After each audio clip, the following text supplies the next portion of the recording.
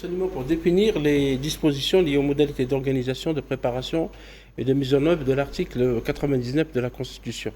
La Constitution de 2020, Nouhat, avait donc dans cette nouvelle Constitution, l'article 99, qu'est-ce qu'il dit?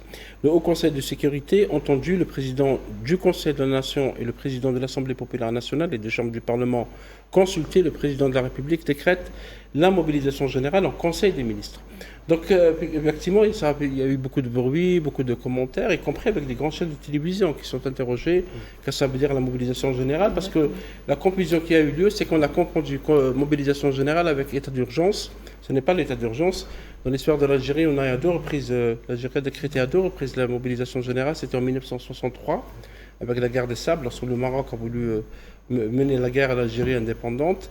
Et c'était en 1967 avec la guerre des séjours. En 1992, il n'y avait pas de mobilisation générale parce que j'ai lu ça un peu partout, c'était plutôt l'état de siège.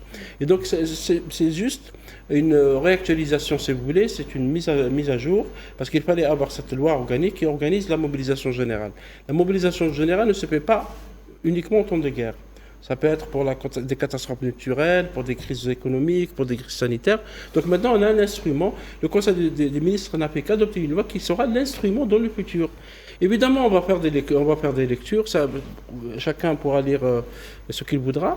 Il faut juste noter qu'il y a des menaces extérieures, notamment dans le sud, qu'il y a des volontés. Tout à l'heure, Mahdi parlait de la souveraineté des États, parce qu'il y a des menaces effectivement importantes sur la souveraineté des États, et on a eu beaucoup d'exemples dans la région arabe ces 20 dernières années. Donc oui, l'Algérie est un État qui prépare son avenir, qui prépare tous les instruments possibles pour lui permettant de se défendre. Donc l'Algérie va déclarer la guerre à personne. C'est juste une organisation de la Constitution et des lois.